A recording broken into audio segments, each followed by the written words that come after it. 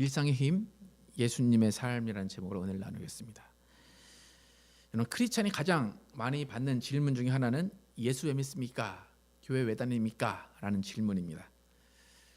여러분 혹시 그런 질문을 받아보셨는지 모르겠는데 어떻게 대답을 해야 될 것 같습니까? 왜 교회 다니고 왜 예수 믿습니까? 하는 질문에 어떻게 대답하십니까? 왜 교회 다니십니까? 복 받으려고요. 뭐 여러 가지 있죠. 네. 근데 많이 하는 대답은 천국 가려고요, 아니면 구원 받으려고요 라는 대답을 많이 합니다. 천국 가려고 예수를 믿는다, 맞습니다. 그죠? 우리의 최종 목표는 천국 가서 예수님과 함께, 하나님과 함께 지내는 거예요. 그런데 이러한 크리스찬들의 대답에 의문을 던지는 세상 사람들이 간혹 있습니다. 얼마 전에 이제 여자 스님이 만든 기독교 영화라고 해서 이제 그 좀 화제가 된 산상수훈이라는 영화가 있습니다. 아직 저도 보고 싶은데 아직 보지는 못했는데, 그 영화에서 신학생들이 이제 대화를 하는데 그 중에 이런 대화가 있어요. 예수 믿고 천국 가라, 이것이 복음이라면 예수님은 예수 믿은 사람들을 재빨리 그때그때 천국으로 데려가셔야 되지 않느냐, 그게 맞지 않냐, 그런 것이 신학생들의 대화가 있었어요. 그런 영화 가운데. 그러니까 예수 믿으면 천국 간다. 그러면 예수 믿으면 빨리빨리 천국 가게 하면 더 쉽지 않냐? 예수님이 일하는 것도 쉽고 이 세상에서도 기독교인들이 더 많이 늘어나지 않겠느냐? 그렇게 이제 신학생들이 궁금증을 던지는 거예요. 아마 이 스님이 이제 궁금했던 거겠죠. 근데 제 생각에도 예수 믿었으면 빨리 천국 가게 하시면 이렇게 2000년 넘게 기다릴 필요가 없으실 것 같아요. 그죠? 여러분, 뭐 기독교 신학에서 예수 믿는 사람이 있습니다. 그럼 그 가정이 이제 그 두 사람이 가정을 이뤄서 아이들이 나옵니다. 뭐 5, 6 나오면 그 5, 6 나오면 그 사람들이 크리스찬입니까? 넌 크리스찬입니까? 기독교 신학에 보면 그 사람들은 예수 안 믿는 사람이 나오는 거예요. 그죠? 그러니까 예수 딱 믿어가지고 하늘로 딱 데려가셨으면 낳을 필요가 없으니까, 애들을 낳을 필요가 없으니까 불신자가 안 늘어나는 거예요. 예?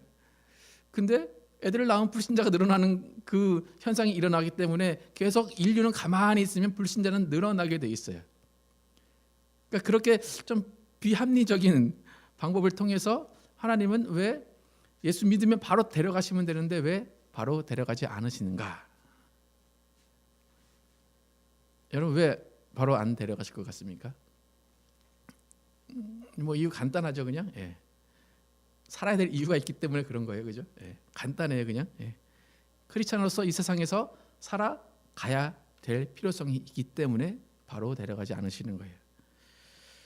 우리가 이제 성경 파노라마에서 배우고 몇 번 제가 말씀을 드리지만, 크리스찬, 예수님의 사람이라는 말은 안디옥 교회, 초대교회 그 안디옥 교회 구성원들에게 세상 사람들이 지어준 호칭이에요. 크리스찬, 저 사람들은 예수님을 따르는 사람이야, 예수를 따르는 사람들이야, 그래서 크리스찬이야, 그렇게 지어준 말이에요. 여러분, 크리스찬의 말을 들었던 그 안디옥 교회를 생각해 보면, 우리는 지금 예수님이 언제 오실지 그냥 막연하기 때문에 오히려 예수님을 잊고 살 그런 가능성이 더 많아요. 그런데 안디옥 교회는 예수님이 내가 바로 올게, 내가 좀 있으면 올 거야, 그런데 안 오세요. 기다리는데 오늘은 오시겠지, 오늘은 오시겠지. 근데 안 오시는 그 과정 가운데 안디옥 교회는 계속 기다리고 있다는 거예요. 근데 아예 못 올 사람을 기다리는 거는 그렇게 마음이 조급해하지 않아요. 근데 올 텐데 라고 하는 사람을 기다리면 마음이 더 조급해지고 더 힘들다는 거예요. 그러니까 안디옥 교회는 그렇게 크리스찬이다라는 말을 들을 정도로 삶을 살았다는 것은 뭐냐면, 예수님이 이 땅에서 너는 이렇게 살아라, 나를 믿고 사는 방법이 이거다라는 것을 확실하게 알았다는 거예요. 그러니까 예수님을 만난 후에 예수님의 사람으로서 이 세상의 삶을 통해서 예수님이 주시는 그 은혜를 받고 그 은혜를 어떻게 세상에 전해야 되는가, 그것을 안디옥 교회는 알았다는 거예요. 그래서 그들은 공동체를 이뤘고 그 공동체 안에서 좋아하면서 예수님의 말씀을 따라 살고 예수님의 사상을 따라 살았다는 거예요. 여러분, 크리스찬이 된다, 그것은 뭐냐면 복음을 들어야 돼요. 그 복음을 듣고 그 복음을 전해주는 삶이 크리스찬의 삶이에요. 여러분, 복음이다. 여러분, 복음이 뭘까요? 복음. 기쁜 소식이다. 우리가 찬양을 기쁘게 하는 찬양은 뭡니까? 나 구원받았네, 너 구원받았네. 옛날에 어른들 그 찬양 열심히 하셨죠? 예. 복음은 나 구원받았다, 나 예수 믿었다, 나 천국 간다. 그게 복음인데 그것이 복음이다, 그것이 100%다라고 하기엔 좀 부족해요. 복음은 뭐냐면 내가 구원받고 내가 하늘나라 가는 건 맞는데 그 복음으로 구원받은 사람이 이 땅에서 어떻게 살아가는 것인가까지 포함이 되어야 그것이 진정한 복음이라는 거예요. 그래서 이미 구원받은 우리가 아직 남아있는 구원을 이루어가는 것까지 포함이 된 것이 복음이라는 거예요. 여러분, 이 땅에서 사는 것 그리고 천국에 들어가는 것, 둘 중에 뭐가 더 중요할까요? 이 땅에 사는 것, 천국에 들어가는 것, 뭐가 더 우선이고 뭐가 더 중요할까요? 어떤 것 같습니까? 언뜻 보면 하늘에 들어가는 것이 더 중요할 것 같죠. 결과니까 그게. 근데 하늘에 들어가기 위해서는 이 땅에서 믿어야 하니까 이 땅에서 안 믿으면 하늘에 못 가잖아요. 그러니까 결국 보면 이 땅의 삶이 하늘을 준비하기 때문에 이 땅의 삶이 더 중요하다고 말할 수도 있어요. 그러니까 이 땅에서 어떻게 살아가는가, 그 삶 가운데 예수님을 어떻게 만나는가, 어떻게 믿는가, 그것이 중요하다는 거예요. 그러니까 우리의 표어도 이제 소망과 소명을 이루는 삶인데, 소망과 소명 중요합니다. 그런데 삶이 없으면 소망과 소명은 아무런 의미가 없는 거예요. 내가 소명이 있다, 내가 소망이 있다라고 하는데 그것이 우리의 일상의 삶과 연결이 되지 않으면 그것은 아무런 소용이 없다는 거예요. 오늘 이제 설교 제목 예수님의 삶, 그것이 우리의 일상의 힘이다, 그것인데 여러분, 예수님은 실제적인 삶을 사셨어요. 예수님은 성령으로 잉태해서 엄마의 뱃속에서 9개월 반을 지내셨어요. 그리고 젖먹이로 자라셨고, 그래서 삼시세끼를 드시면서 어린 시절 또 청년 시절을 보냈습니다. 그리고 목수로서 일을 하면서 살았어요. 마지막 3년은 또 하나님의 아들로서 살았습니다. 잘 생각해 보면 하나님의 아들이 그냥 그 능력으로 우리 천사들이 우리 앞에 나타나는 그 모양처럼 그렇게 그냥 사람의 모양으로 나타나서 모든 것을 능력으로 고치고 능력으로 회복했으면 괜찮을 것 같은데 그게 아니라 처음부터 인간의 삶으로 시작하셔서 인간의 삶으로 마치셨다는 거예요. 왜 그러셨을까? 예수님이 왜 정말로 인간으로 오셔서 인간의 삶을 사시고 인간의 삶 가운데 고난을 당하시고 왜 고통을 당하셨을까? 꼭 그래야만 하는 이유가 있었다는 거예요. 그래서 오늘 본문 히브리서 9장 26절에서 28절까지 보면 26절 후반부터 보면 그러나 이제 그리스도는 자기를 제물로 드려 죄를 없애려고 역사의 끝에 단번에 나타나셨습니다. 사람이 한 번 죽은 것은 정해진 운명이지만 죽은 후에는 심판이 있습니다. 이와 같이 그리스도께서도 많은 사람의 죄를 없애려고 단번에 희생의 제물이 되셨습니다. 그리고 다시 오실 때에는 죄를 위해서가 아니라 자기를 기다리는 사람들에게 구원을 주시기 위해서 두 번째 나타나실 것입니다.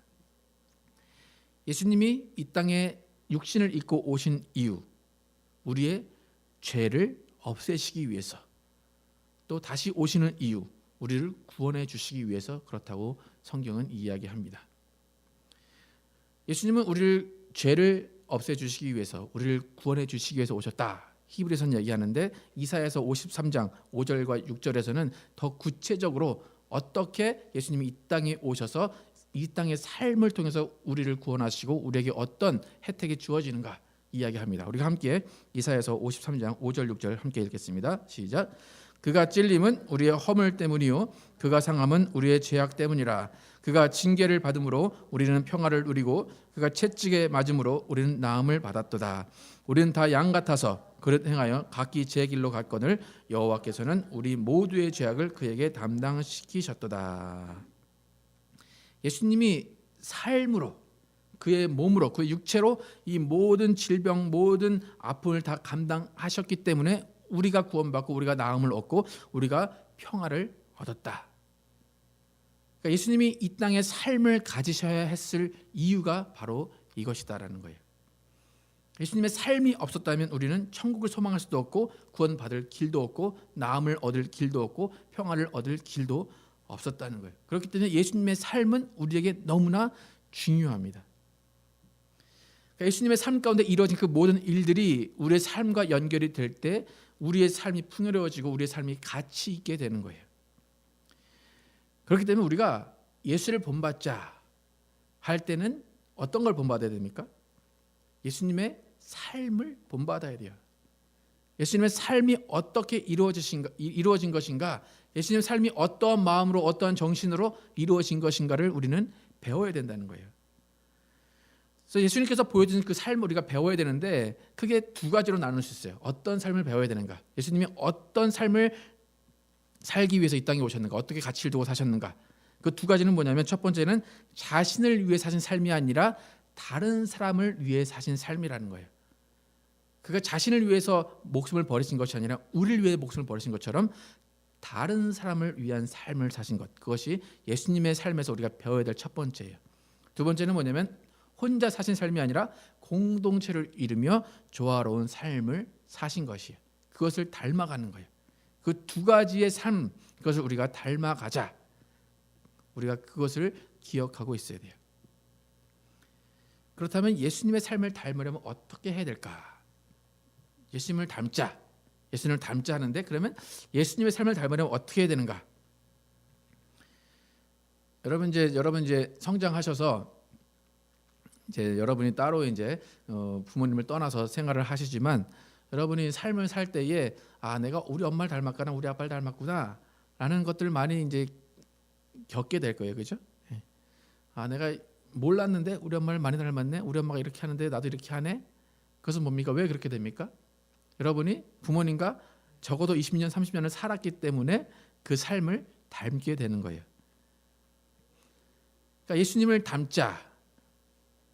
그럼 어떻게 하면 닮는다는 겁니까? 그러면 예수님과 함께 살면 닮아지는 거예요. 근데 여러분 예수님을 닮자라고 할 때 예수님과 함께 살아야 된다라고 하는데 예수님과 함께 사는 그 삶이 다 틀려요. 어떤 사람은 오늘 예수님을 만난 사람도 있고 어떤 사람은 20년 전에 예수님을 만난 사람도 있기 때문에 예수님과 함께 사는 것이 예수님을 닮는 것이다 라고 하면 다 삶을 닮는 그 방식이 틀리고 다 그 분량이 다 틀릴 거예요. 그러니까 예수님과 함께 산다라는 것은 뭐냐면 예수님의 인생을 닮는 것인데 그 닮을 수 있는 방법, 같이 살 수 있는 방법은 성경을 통해서 예수님을 알고 예수님을 닮을 수밖에 없다는 거예요. 우리가 예수님의 말씀을 읽는 것, 그것은 성경 공부를 하는 이유는 우리가 예수님을 닮자라고 하는 것이고 그 말씀대로 살자라는 거예요. 그 말씀대로 살아야지만 예수님을 닮아 간다는 거예요. 교회에서도 공동체적인 삶을 통해서 예수님을 닮자라고 성경 공부를 하게 된다는 거예요. 그래서 예수님을 닮는 이 두 가지, 타자를 위한 삶, 공동체 안에서의 조화를 이루는 삶, 그 두 가지가 우리의 일상이 될 때에 우리는 예수님을 닮아가고 우리의 일상은 매력적이고 우리의 일상은 힘이 생길 겁니다. 예전에 이제 저희가 이제 예수님을 닮아야 된다, 예수님을 닮자라고 하면 많은 사람들이 예수님을 닮자는데 꼭 나쁜 것만 닮으려고 그래요. 꼭 이제 포도주 마시면 술을 마시면 안 된다. 그러면 야 예수가 포도주 마셨어. 그래 괜찮아. 그걸 닮아야 돼. 그리고 예수님이 상도 엎으셨어. 그러니까 화도 내도 돼. 예수님이 얼마나 화를 내셨는지 알아. 그러면서 그런 것만 닮으려고 해요. 예수님의 삶을 닮자. 그것은 그런 순간적인 행동을 닮자는 게 아니에요. 예수님도 화낼 수 있고 예수님도 어떤 것들을 행위를 할 수 있어요. 그런데 그것을 닮자는 것이 아니라 예수님의 기본 마인드와 철학을 닮자는 거예요. 그러니까 그 사람을 닮고자 하면 그 사람의 철학을 알아야 돼요. 그 사람이 왜 이런 행동을 했는가 그 철학을 알아야지만 우리가 그 사람의 행동을 닮을 수 있다는 거예요. 그럼 여러분 예수님이 가지고 계신 철학, 예수님이 가지고 계신 마인드, 이 세상을 이렇게 살아야 돼 우리에게 전해주시고 예수님이 그렇게 사신 그 마인드와 철학이 뭘까? 예수님이 마태복음 5장 48절에서 예수님의 가지신 철학을 가르쳐 주셨어요. 그러므로 하늘에 계신 너희 아버지의 온전하신 것 같이 너희도 온전하라. 예수님이 우리에게 바라시는 게 너희도 온전하라 이거예요. 너희 아버지의 온전하신 같이 너희도 온전하라. 온전하라는 영어로 perfect라 나오죠. 그럼 이 온전하라 이 말이 닮으라 이거예요, 그죠? 너희 아버지의 온전하심을 닮아라 그 이야기예요. 여러분 TV에서 나오는 얼굴이 너무 이쁜 연예인들 보고 우리가 뭐라고 부릅니까? 사람들이 뭐라고 부릅니까? 이쁜 연예인들 보면 와 여신이다. 지상의 얼굴이 아니다. 그렇게 말해요, 그죠? 여신이다 하는 거 뭐예요? 생김새가 완벽하다는 거죠. 우리가 신은 본 적이 없지만 신을 보면 저렇게 완벽할 거야. 예수님은 우리가 하나님 아버지가 온전하신 같이 너희도 온전하라 이야기하세요. 하나님을 닮아라. 여러분 온전하십니까? 여러분 퍼펙트 하십니까? 그런 분들 있지 않습니까? 나는 완벽해. 나는 예술이야. 우리는 온전해져야 된다는 것이 예수님의 철학이고 가치예요. 우리는 그렇게 살아야 예수님을 닮고 하나님을 닮는데요. 그래서 지금 제가 마태복음 5장 48절을 읽어드렸는데 5장의 맨 끝이에요. 그러면 예수님이 어떻게 온전해지는가 그 앞에 쭉 말씀하셨어요. 나중에 마태복음 5장을 쭉 한번 읽어보세요. 그러면 대부분 사랑하라 그런 얘기긴 한데 어떻게 하면 온전해지는가가 쭉 나와 있어요. 그중에 끝에서 몇 절만 한번 읽어볼게요. 마태복음 5장 43절에서 48절까지만 쭉 읽어보겠습니다. 우리가 어떻게 해야 온전해지는지 읽어보겠습니다. 시작. 또 내 이웃을 사랑하고 내 원수를 미워하라 하였다는 것을 너희가 들었으나 나는 너에게 이르노니 너희 원수를 사랑하며 너희를 박해하는 자를 위하여 기도하라. 이같이 한즉 하늘에 계신 너희 아버지의 아들이 되리니 이는 하나님이 그 해를 악인과 선인에게 비추시며 비를 의로운 자와 불의한 자에게 내려 주심이라. 너희가 너희를 사랑하는 자를 사랑하면 무슨 상이 있으리요? 세리도 이같이 아니하느냐? 또 너희가 너희 형제에게만 무난하면 남보다 더 나은 것이 무엇이냐? 이방인들도 이같이 아니하느냐? 그러므로 하늘에 계신 너희 아버지의 온전하신 것 같이 너희도 온전하라. 하늘에 계신 너희 아버지의 온전하심, 이 앞에 있는 모든 것들을 하나님은 하셨다는 거예요. 사랑의 하나님이셔서 예수를 보내시고 너희를 사랑하신다. 너희도 이같이 해서 온전해져라. 그렇게 말씀하신다는 거예요. 여러분 이 구절을 생각하면 여러분 온전해질 수 있을 것 같습니까? 아니면 평생 가도 안 될 것 같습니까? 어떻습니까, 여러분? 대부분적으로는 안 된다 생각할 거예요, 그죠? 그런데 잘 보면 예수 안 믿는 사람들보다는 예수 믿는 사람들이 조금 더 이걸 잘 하려고 해요. 하려고 한다는 거예요. 했다는 게 아니라 하려고 하는 중이라는 거예요. 예수 믿는 사람들은 이 말씀을 생각하면서 원수를 위해서 기도해요. 여러분 예수님이 원수라고 지칭한 무리가 어떤 무리인 줄 아십니까, 여러분? 성경에서 너희 집안 식구가 원수니라. 여러분 집안 식구를 위해서 기도하시죠? 그럼 우리는 원수를 위해서 기도하는 거예요. 미워 죽겠는 사람이 있어요. 뭐 상사든지 뭐 친구든지 미워 죽겠는 사람이 있으면 그래도 예수 믿는 사람들은 기도해요. 그 사람들을 위해서 기도하고 그 사람들을 용서하고 그 사람들을 포용하려고 노력하는 것이 예수 믿는 사람이에요. 그 조그만 것부터 달라지는 것, 그것이 우리가 온전해지는 것입니다. 그러니까 우리는 온전하지 않아 라고 말할 수밖에 없지만 그럼에도 불구하고 온전해지려고 노력하는 그 삶이 크리스찬의 삶이에요. 근데 간혹 문제는 뭐냐면 교회 안에서 이 말씀을 너무 잘 지킨다고 스스로 생각하는 분들이 간혹 있어요. 아, 나는 저 사람 날 미워해도 다 용서했어. 난 저 사람을 위해서 다 기도했어. 그리고 말씀을 다 지켰다고 자랑스러워하는 분들이 간혹 교회 안에 계세요. 그런데 잘 들여다보면 내가 용서했어, 내가 기도했어 라고 하는 그 대상은 그 사람 때문에 힘들어하는 사람이에요.